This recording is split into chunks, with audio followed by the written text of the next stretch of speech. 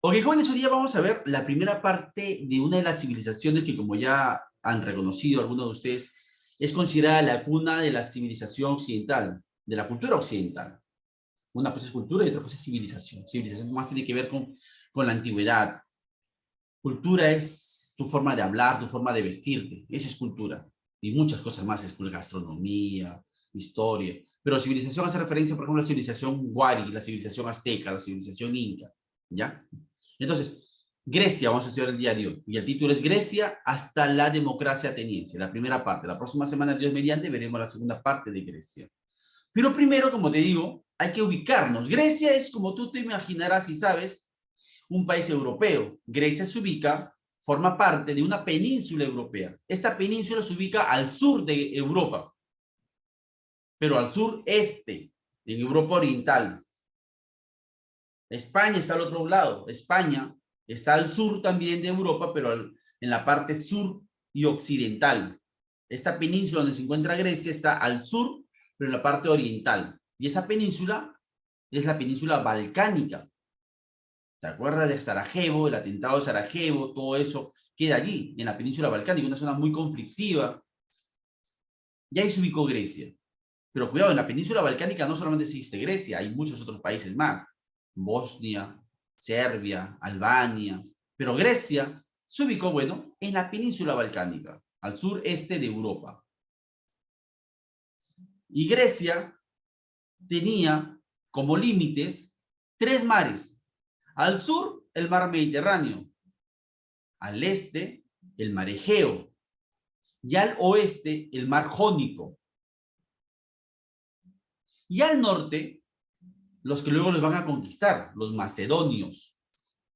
Entonces, una sociedad rodeada de mares, al sur, al este y al oeste, obviamente va a ser una sociedad muy comercial, que va a usar el mar como una fuente para sus rutas comerciales. Y eso es lo que va a hacer Grecia, va a ser una sociedad comercial. Pero tú para comercializar necesitas tener recursos, porque en el comercio tú vendes y compras. Entonces Grecia va a aprovechar sus recursos naturales, que no eran muchos, y va a ser una sociedad muy comercial. Pero eso de su momento. Por lo pronto ya geográficamente, sus límites y dónde está ubicado.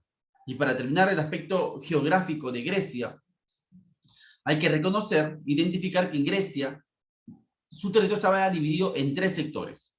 El sector continental, el sector peninsular y el sector insular.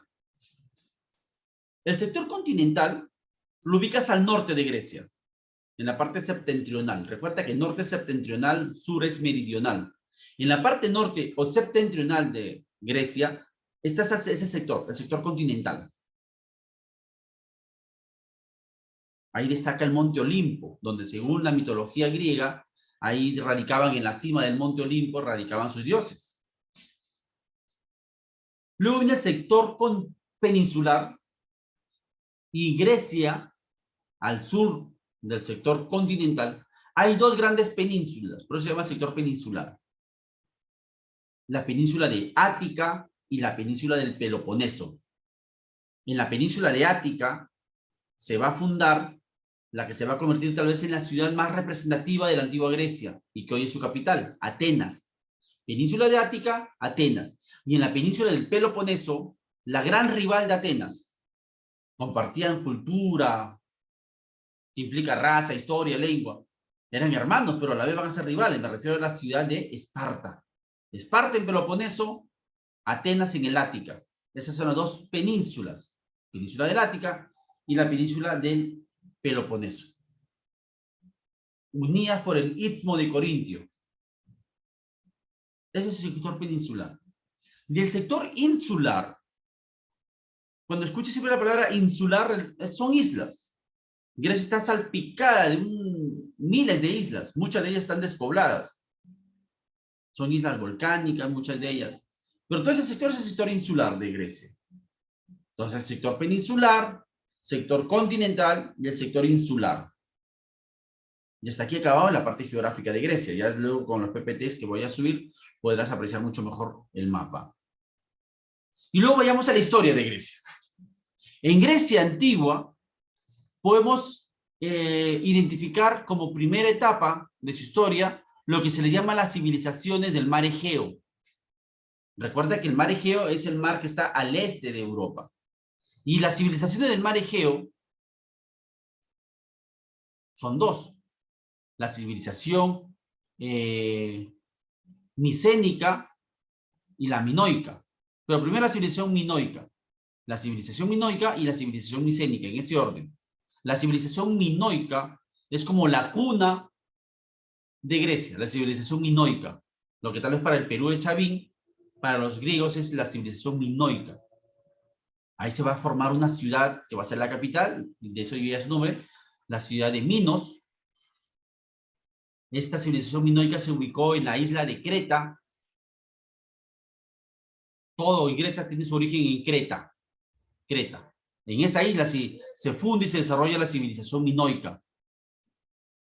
Y en la civilización minoica lo más destacable es lo que ocurrió con eso del Minotauro. Esta leyenda del Minotauro es bien graciosa, luego después de la grabación te la contaré. Pero esa es la civilización, la primera civilización griega, la civilización minoica, la cuna de la civilización griega son los minoicos. Pero los minoicos van a terminar extinguiéndose, desapareciendo esa civilización por invasiones y por otros factores, pero sobre todo por invasiones de pueblos, pues obviamente que logran conquistarlos, como los aqueos, los jonios, los dorios. Pero después de la civilización minoica, en Grecia va a surgir una nueva civilización, la civilización micénica. La civilización micénica tuvo como capital la ciudad de Knossos, la capital de los micénicos. Y aquí lo más impactante de la historia es la famosa guerra de Troya. ¿Quién no ha escuchado el caballo de Troya? ¿No? Todo eso está ambientado en esa civilización. Y al igual que los minoicos, los micénicos van a llegar a su fin porque llegan más invasiones, nuevos pueblos a conquistar al mundo griego. Y es así como acaba esa primera etapa, las civilizaciones del mar Egeo. Pero todas esas invasiones de jonios, dorios, eolios, va a generar un periodo de la historia griega que se le conoce como la Edad Oscura. Los habitantes de Grecia durante la etapa de los minoicos y los micénicos eran sociedades comerciales, pescadoras, agrícolas, aunque la agricultura no era la principal actividad porque el territorio griego no es muy propicio para la agricultura, tiene muy pocas tierras fértiles, es un territorio que hasta el día de hoy está salpicado de colinas, pero tienen la ventaja del mar, tienen pesca y tienen esa actividad comercial muy importante. Obviamente que en la actualidad pues tiene otros recursos, seguramente mineros, el turismo, pero en aquellos tiempos era una sociedad básicamente comercial, Grecia. Y cuando llegan las invasiones, ¿qué hace la civilización griega? Los habitantes de Grecia abandonan los puertos, se refugian en el interior. En las colinas se refugian, crean rápidamente ciudades amuralladas. Esas ciudades amuralladas son las llamadas acrópolis. Acro, altura, polis, ciudad. Las ciudades en las alturas para poder defenderse. Pero esa segunda etapa, la edad oscura, como su nombre ya te lo puedes ir dilucidando, es una sociedad de atraso, de guerras, de anarquía, de poco desarrollo. Esa es la edad oscura. Una etapa conflictiva, de sangre, de invasiones, de defensas, de abandono de los puertos y el surgimiento de las acrópolis. Pero esto es importante, porque la fundación de acrópolis va a ir forjando en la cultura griega antigua la autonomía de las ciudades. Cada ciudad es autónoma, cada ciudad se defiende como puede. ¿Ya? Y Grecia, si hay algo que destacar en Grecia desde el punto de vista político, es eso, de que Grecia no hay una unidad, no es como en Roma que hay un solo emperador, un solo rey. En los persas y todas las civilizaciones antiguas hay un solo, en Egipto un solo faraón. En Grecia es una estructura política donde cada ciudad es independiente, donde hay varios reyes. No hay una unidad política. Y esa característica es consecuencia de que, como te digo, en la Edad Oscura, cada ciudad se refugia tras sus murallas y cada uno tiene su propio rey. Por eso la importancia de las acrópolis y de la Edad Oscura. Pero como nada dura para siempre, este tiempo de invasiones, de saqueos, va a terminar. Y poco a poco Grecia entra a una tercera etapa, que es la época arcaica. En esta época arcaica, se comienzan a repoblar los puertos, la gente baja, entre comillas, de sus colinas, y comienza a repoblar los puertos, y renace sus actividades comerciales, mercantiles, y a Grecia le comienza a ir cada vez mejor. Pero Grecia tenía un grave problema, que su territorio era pequeño, y al ya no haber tantos conflictos, tantas guerras como en la Edad Oscura, su población comienza a multiplicarse, porque en guerras muere mucha gente, la esperanza de vida es muy corta, pero ahora Grecia vive una época de apogeo, de crecimiento al menos, de comienza a crecer. Y entonces Grecia, ¿qué hace? Para poder mantenerse su población, para que no hayan conflictos internos, se comienza a expandir. Pero no es un imperio. Grecia funda colonias. Funda, no conquista, funda colonias. Es una sociedad, como te repito, muy comercial, con muchos barcos. Entonces los griegos se van a lugares de Europa a fundar colonias. Masalia, hoy es Marsella, en Francia, y fue una colonia griega. Estambul, que en algún momento se llamó Constantinopla, fue fundada por los griegos con el nombre de Bizancio. Gadir, hoy se llama Cádiz, en España. Y así comienzan a fundar colonias para llevar a su excedente poblacional los griegos en la época arcaica. Y luego viene la Grecia clásica, la última etapa que vamos a ver hasta el día de hoy, la Grecia clásica. En la Grecia clásica es el momento de apogeo del mundo griego, que había nacido en la época arcaica y que se consolida en esos años. Los años 500 a.C. es la época del crecimiento cultural, económico, militar de los griegos. Sus ciudades se fortalecen. Recuerda que no hay unidad política, hay varios reyes, varias ciudades. Polis. Cuando escuchas tú en cultura general polis, es Grecia. Polis. Las polis o ciudades griegas son ciudades-estado, ciudades que tienen la misma raza, la misma lengua, el mismo pasado, pero que cada uno tiene su propia actividad política, su propio ejército. De esas ciudades griegas, la más importante va a ser, obviamente, como te decía, Atenas, ubicada en la península de Ática. Su dios principal o su dios es Afrodita.